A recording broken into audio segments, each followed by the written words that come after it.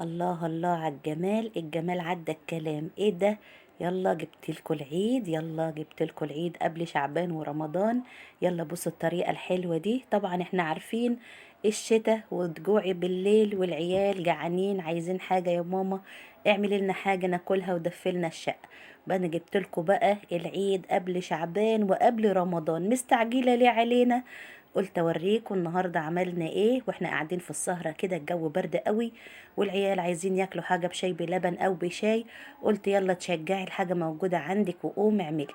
يلا بينا نسمي بالله ونصلي على رسولنا الكريم صلى الله عليه وسلم. هنعمل النهارده شويه بسكوت حلوين قوي، احسن ما نشتري من بره قرص او سميد او اي حاجه تخطر على بالك. طبعا الحاجه انت عارفه غاليه بره. عندنا هنا سكر التموين وزيت التموين وسمنة، اللي عندنا كله من التموين. عندنا هنا هحط كوبايتين من السكر، كوبايتين كبار كده. انت اعملي المقدار اللي انت عايزاه. انا كان عندي 2 كيلو من الدقيق عملته. حطيت هنا كوبايتين من السكر خشن عادي. بصوا كله موجود زي ما هو. يلا قامت كده طقت في دماغك اعملي حاجة حلوة للعيال بشاي بنسكافيه. قاعدين جنبي بقى وشغلنا الفرن. وزيت التموين كمان احط كوباية كبيرة من زيت التموين. هتبقى حلو وملوش ريحة ولا طعم، وهيبقى حلو قوي وكانت ريحته ملهاش حل، وكمان طعمه حلو قوي. يلا نجرب ونستعمل اللي عندنا في البيت. مش شرط يكون زيت حلو عشان نعمل حاجة حلوة لولادنا، او مش شرط ان انا اقوم اجيب سكر بودرة او اطحن سكر بودرة. كل ده اتعمل معايا على طول.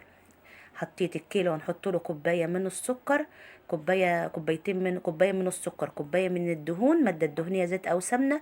وهنحط له بيضتين حلوين قوي عشان البيض غالي انتوا عارفين. فانا عندي 4 بيضات هحطهم على ال2 كيلو. عايزة تعملي كيلو وحتة سمنة وقعت اوعي، علبة السمنة دي ب100 جنيه، اوعي تيجي ناحيتها. حطينا هنا كوباية من السمنة، انا خدت كوباية على كوباية من الزيت، وهحطهم وهيبقوا حلوين قوي. زي ما قلت لك عايزه تعملي كيلو حط له حوالي الكيلو بياخد ربع كيلو سكر. وحطي له كمان كوبايه من الماده الدهنيه، يعني كوبايه الا ربع سمنه. وحطي معاه زيت عشان الزيت بيخليه مقرمش وحلو قوي. وهنحط له هنا 4 بيضات. حطيت كوبايه زيت وهنا كوبايه السمنه، طبعا انا عايرتها. يلا خلي بالكم من علبه السمنه دي غاليه، بقت ب100 جنيه وفي الطالع. يلا مش معنى كده ان احنا ما نعملش اولادنا ما نعمل لهمش حاجه نفسهم فيها. هناخد كوبايه مش هيجرى حاجه على كوبايه من الزيت، يبقى انت عملتي من ايه؟ من حاجه من التموين وحاجه انت جايباها. كده حطينا خلاص السكر وحطينا السمنه والزيت، وعندي هنا 4 بيضات انا حطيتهم. يعني يعتبر على الكيلو 2، مش مشكله حلوين. احنا بنبقى نحط 3 4، بس عارفين ان الحاجه غاليه فهنمشي على قدنا. عندي هنا كيسين من الفانيليا هحطهم. انا كنت ناويه اعمله كيلو وبكيس بيكنج باودر وفانيليا وخلاص على كده. بس انا طالما لقيت عندي هنا معلقتين من النشادر، قلت احطهم كمان فيه. خليناه بسكوت عيد، قلبناه بسكوت عيد. بس حلوة قوي بجد. هنا عندي كيس فروتي برتقان، هيخلي ريحته وطعمه حلوين قوي. مش هيبين لك اي ريحة، لو الزيت حتى له ريحة او طعم مش هيبان. حطينا هنا الكيس بتاعنا. زي ما قلت لكم انا قاعده كده لقيتهم بيقولوا حاجه حلوه يا ماما، عايزين ناكل حاجه حلوه بالليل. بيجوا اخر الليل كده ويبقوا ايه جعانين. قلت لهم قلت لشروق هاتي لي الحاجه كلها جنبي هنا على الصينيه، وهاتي المضرب وهاتي لي الحاجه من جوه وهنعملهم واحنا قاعدين. كده هضرب البيض كويس جدا زي ما انتوا شايفينه كده. ضربته حلوة قوي لحد ما بقى كريمه زي ما انتوا شايفين. طبعا اللون الاصفر ده من السمنه ومن كيس الفروت البرتقان اللي انا حطيته عليه. كده كده بدوب السكر. طبعا هضربه حلو قوي عشان السكر مش مطحون. عايزه تطحنيه في الكبه عشان تسهلي على نفسك اطحنيه في الكبه بتاع الخلاط المطحنه الصغيره دي واطحنيه. انما انا قلت يلا اوام اوام كده هنعملهم بسرعه. بصوا لونها طبعا وبقت كريمي وبقت حلوه. وكده خلاص انا عملتها زي ما انتوا شايفين كده. جبت بقى الدقيق بتاعي وهندخل على الجمال اللي انتوا شفتوه ده كله. طبعا زي ما قلت لك الزيت حاولي لو هتحطي كوبايه الا ربع سمنه او نص كوبايه سمنه. الزيت بيديله قرمشه حلوه قوي واحنا بنحبه مقرمش. كده من الكيس على الخليط الحلو بتاعنا ده على طول. وهندخل بقى الدقيق نخله حلو. العيال عاملين هيصه في الشارع نفس ما هو كل يوم الشارع. كده هندخل الدقيق بتاعنا بطريقه حلوه زي ما انت شايفه كده. ما تكسليش، لو عندك كيلو قوم اعمليه هيرميلك شويه حلوين. عندك نص برضو اعمليه برضو هيرميلك شويه حلوين. يعني ما شاء الله ال2 كيلو دول رموني شويه حلوين. وعملتهم وجابوا عملوا شاي بالليل وشاي بلبن، واللي عمل نسكافيه وقعدوا بقى اكلوا كده. واللي بقيت اسويه بقى كالعاده، هاتي ندوق يا ماما.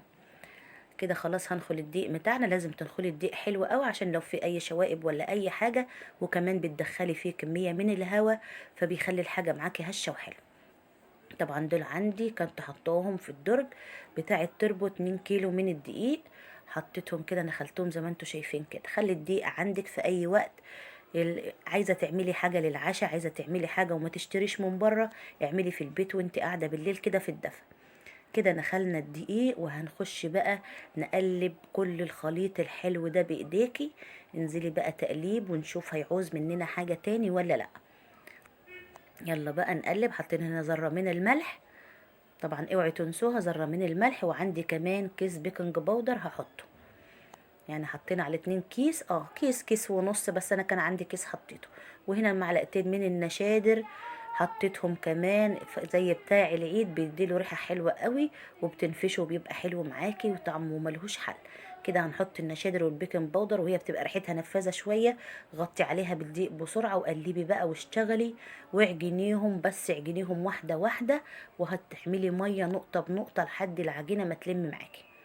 كده هقلبه كويس جدا وهجيب جنب ميه، وحطي ميه شويه بشويه، لان عجينه البسكوت بتبقى ناشفه شويه، بتبقاش طريه قوي. عشان لو هتعمليها في المكنه، لو عايزاها طريه قوي اعمليها طريه عشان تعمليها في كيس الحلواني.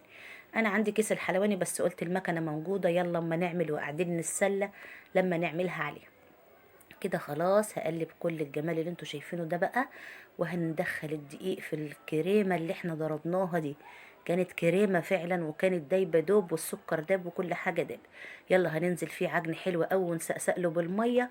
ويلا نشوف العجينة كده. بصوا اهي، كان عندي حبة صغيرين من اللبن حطيتهم وجبت مكانهم شوية مية كمان. عايزة تحطي لبن حطي.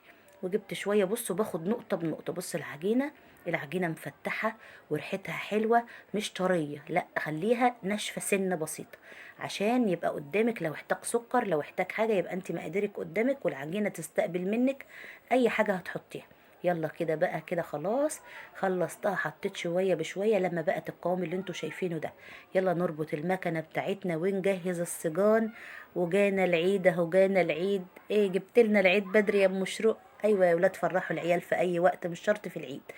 يعني كلنا بقى السنة دي ان شاء الله، اللي هيعمل على قده واللي هيعمل كمية هي على قد عياله وبيته.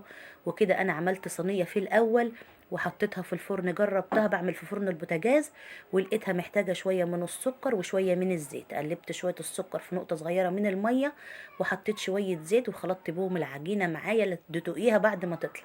وانت بتجربي كده هتدوقي البسكوتة وتشوفيها محتاجة ايه. قلبت شوية من السكر تاني، حوالي نص كوباية. وكمان حطيت شوية زيت كمان عشان يديله خفية وقرمشة. واشتغلنا زي ما انتوا شايفين كده. وعندي السجان الصغيرة الحلوة دي. وولعنا الفرن واحنا قاعدين في الارض كده جنبه وفي الدفا، وعملنا احلى شوية بسكوت تحفة تحفة تحفة. يلا بدل ما كنت اعمل قرص، ده القرص بتاخد وقت عن البسكوت، لا البسكوت سريع كده وفي ثانية بتعمليه. عندي السجان الحلوة الصغيرة دي مشجعاني ان انا اي وقت محتاجة اعمل حاجة بعملها. يلا اللي فتحت نفسه على البسكوت بتاع العيد، يلا خشي اعملي لك نص كيلو ولا كيلو، مش شرط نستنى رمضان اهو. رصينا سجان ولا لا؟ اهلا بالعيد، اهلا بالعيد. جبت لنا العيد بدري يا ام مشروق؟ ايوه يلا بفرحكم، رمضان داخل، كل سنة وانتم طيبين. وهنا سوينا صاج اهو، وفي نفس الوقت وصينية تحت والمكنة شغالة. وهنا الصاج التاني انا رصاه، والمكنة الصغنونة الحلوة بتاعتي دي عملت لي احلى بسكوت. يلا نرجع لروايح زمان وايام زمان، واعملي في بيتك كل حاجة بشطارتك، تعملي كل حاجة وما تشتريش من بره.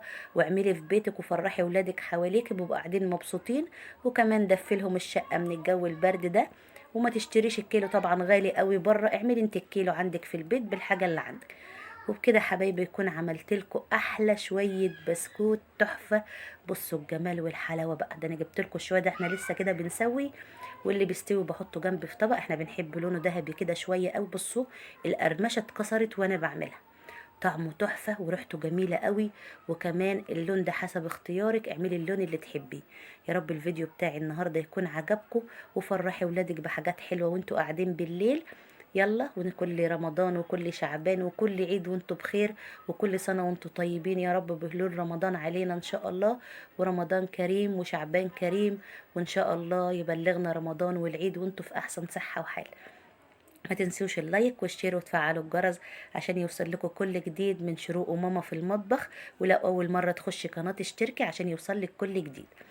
جربوا الطريقة دي، يلا اعملوا شوية، اعملي كيلو وانت قاعدة كده دفي لولادك زي ما قلتلك. يا رب يكون عجبكم، بصراحة طعمه وريحته حلو. يلا ما تنسوش لايك، والسلام عليكم ورحمة الله وبركاته.